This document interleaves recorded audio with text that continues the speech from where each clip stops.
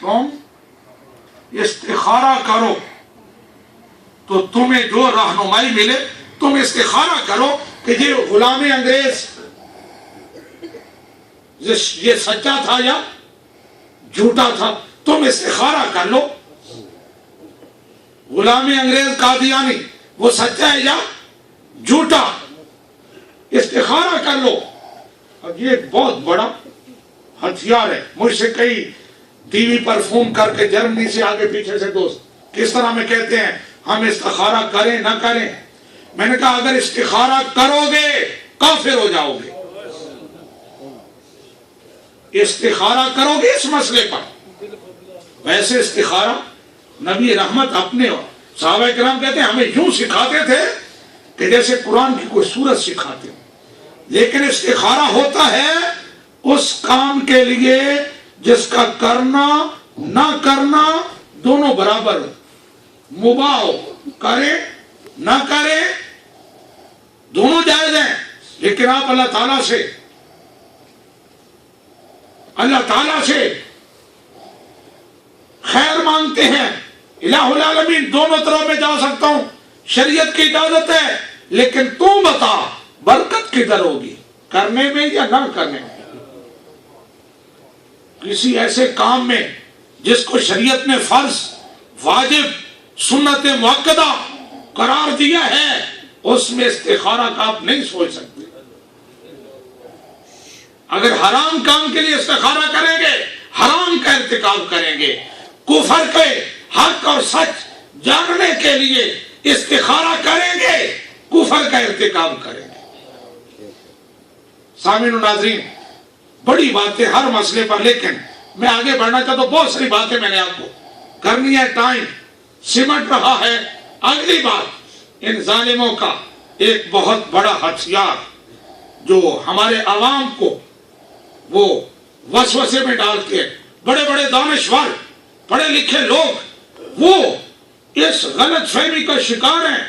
وہ کہتے ہیں جی کلمہ ہم پڑھتے ہیں، کلمہ پڑھنے والے کو تم کافر کہتے ہو، کلمہ پڑھنے والے کو کافر نہیں کہا جا سکتا۔ کلمہ پڑھنے والے کو کیا ہو سکتا ہے؟ جہاں میرے دوستوں میں کوئی بیٹھا ہو جس کے ذہن میں یہ بات ہو کہ جو کلمہ پڑھتا ہے اس کو کافر نہیں کر سکتے۔ میں پوچھتا ہوں، مفتی صاحب سے پوچھئے، حوالوں سے آپ کو بتائیں گے، نبی رحمت نے مسجد نبوی سے سینکڑوں لوگوں کو نکال دیا تھا، کک مار دی تھی، دفع ہو جاؤ۔ وہ کلمہ ابو بکر سے زیادہ پڑھتے تھے، وہ قرآن پاک کی تلاوت ان سے زیادہ کرتے تھے، اپنی منافقت کو چھپانے کے لیے۔ قرآن کہتا ہے، اللہ کہتا ہے کہ اے محبوب یہ تمہارے پاس آتے ہیں، تمہیں کہتے ہیں کہ تم اللہ کے سچے رسول ہو، اللہ تعالیٰ گواہی دیتا ہے تم سچے رسول ہو، لیکن یہ بھی گواہی دیتا ہے کہ یہ ظالم جھوٹ کہتے ہیں۔ یہ ظالم وہ کلمہ پڑھتے تھے۔ سورہ بقرہ کی ابتدائی آیات ہے، وَمِنَ النَّاسِ مَن يَقُولُ آمَنَّا بِاللَّهِ وَبِالْيَوْمِ الْآخِرِ وَمَا هُمْ بِمُؤْمِنِينَ، اور لوگوں میں سے بہت سارے ہیں جو کہتے ہیں ہم اللہ پر ایمان لائے، آخرت پر ایمان لائے، لیکن وہ مومن نہیں ہیں، وہ مرزائی ہیں، وہ کافر ہیں۔ ایک اور حملہ کرتے ہیں، ایک حدیث مبارکہ مستند حدیث ہے، نبی رحمت صلی اللہ علیہ وآلہ وسلم کی صحابہ کسی دیہات پہ گئے، وہاں کسی صحابی نے کسی کافر کو پکڑ لیا، اس نے کلمہ پڑھا، صحابی رسول نے سوچا کہ یہ تلوار کے ڈر سے کلمہ پڑھ رہا ہے، ان کو قتل کر دیا۔ مقدمہ نبی رحمت کی بارگاہ میں پیش ہوا کہ ایک شخص نے کلمہ پڑھا تھا، صحابی رسول نے اس کو قتل کر دیا۔ نبی رحمت نے بلایا، پوچھا، کہنے لگے اس نے تلوار سے ڈر کے کلمہ پڑھا تھا۔ آپ نے فرمایا ہل لا شککت کلمہ، تم اس کا دل چیر کے دیکھ لیتے، کیا تم نے دل چیر کے دیکھا تھا کہ اس نے ڈر کے کلمہ پڑھا؟ تمہیں کیا پتا؟ یہ حدیث پیش کرتے ہیں کہ نبی رحمت نے فرمایا جو کلمہ پڑھ لے، تم دل چیر کے کیا دیکھ لیتے ہو کہ وہ ٹھیک نہیں پڑھ رہا، وہ غلط پڑھ رہا ہے، یہ بھی استدلال ان کا باطل ہے۔ اگر کوئی شخص ہمارے سامنے جہاں کلمہ پڑھتا ہے، دائرہ اسلام میں داخل ہوتا ہے، ہمیں کوئی حق نہیں ہے کہ اس کو نہ مانے، اس کو غیر مسلم کہیں، اس کو کافر کہیں، لیکن اگلے قدم پر اگر وہ ختم نبوت کا انکار کر دیتا ہے، ابھی جس نے فتویٰ دیا تھا کہ یہ مومن ہو گیا ہے، وہی مفتی فتویٰ دے گا کہ اب یہ کافر ہو گیا ہے۔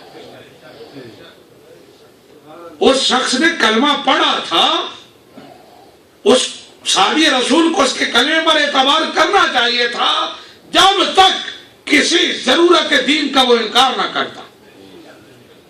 تو یہ منکرین ختم نبوت کئی ضروریات دین کا انکار کرتے ہیں۔ ابھی پچھلے دنوں ایک ظالم نے ایک جملہ بولا اور میرا دل تڑپنے لگا، خون کھولنے لگا۔ وہ ایک بد نصیب خارجی، آپ ابھی آج کل اس کو ٹی وی پہ دیکھ رہے ہیں، وہ لال مسجد والا مولوی برکا جی، اس نے ایک جملہ بولا اور میں اس کی جہالت پہ کہنے لگا، کوئی ہو رہا تھا نا کوئی مسئلہ، کہتا ہے کہ قادیانی صرف ختم نبوت کا انکار کرتے ہیں نا، باقی تو سارا اسلام وہ مانتے ہیں۔ وہ بے حیا، تم نے یہ کہاں سے پڑھ لیا کہ وہ سارا اسلام مانتے ہیں؟ اسلام کی ایک الف بھی ان کے پاس نہیں ہے، ایک ہی ختم نبوت کا انکار کرتے اور تو کچھ نہیں کرتے۔ اب میں آپ کو ڈیٹیل کیا بتاؤں، ختم نبوت کا ایک انکار، اس سے کتنے انکار لازم آتے ہیں۔ کبھی مفتی صاحب کے پاس آنا، آپ کو فہرست بنا کے دیں گے کہ ایک بات، ایک جملہ وہ کتنی چیزوں کو اپنے اندر شامل کر لیتا ہے۔ میں چھوٹی سی مثال، آپ تشریف لائے، آپ نے دیکھا کہ مفتی صاحب نماز پڑھ رہے ہیں، آپ نے دیکھا نماز پڑھ رہے ہیں، بس اتنا ہی دیکھا ہے نا، اور تو کچھ نہیں دیکھا۔ لیکن کسی عالم سے پوچھیں اس سے کتنے مسئلے ثابت ہوں گے۔ مفتی صاحب باوضو ہیں، مفتی صاحب کے کپڑے پاک ہیں، مفتی صاحب کا جسم پاک ہے، جس جگہ کھڑے ہیں وہ پاک ہے۔ بتانے والے نے آپ کو نہیں بتایا کہ یہ جگہ پاک ہے، مفتی صاحب نے نہیں بتایا، لیکن ایک مسلمان کی عقل بتاتی ہے کہ کوئی مسلمان ناپاک جگہ پہ نماز نہیں۔ وہ مسئلے خود بخود ثابت ہو جاتے ہیں جب وہ نبی رحمت کے بعد ایک نبی مانتے ہیں یا نبی کریم کا اس کو بروز مانتے ہیں، تو پھر اس پر وہی بھی مانتے ہیں جی، پھر اس پر جبرائیل کا آنا بھی مانتے ہیں، پھر اس پر ایک کتاب بھی مانتے ہیں، پھر اس کی بیویوں کو ام المومنین کہتے ہیں، پھر اس کے ظالم وہ جو 40 چور ہیں اس کے ارد گرد، ان کو صحابی کہتے ہیں۔ یہ سارے کفر ہیں، آگے لسٹ بناتے جائیں،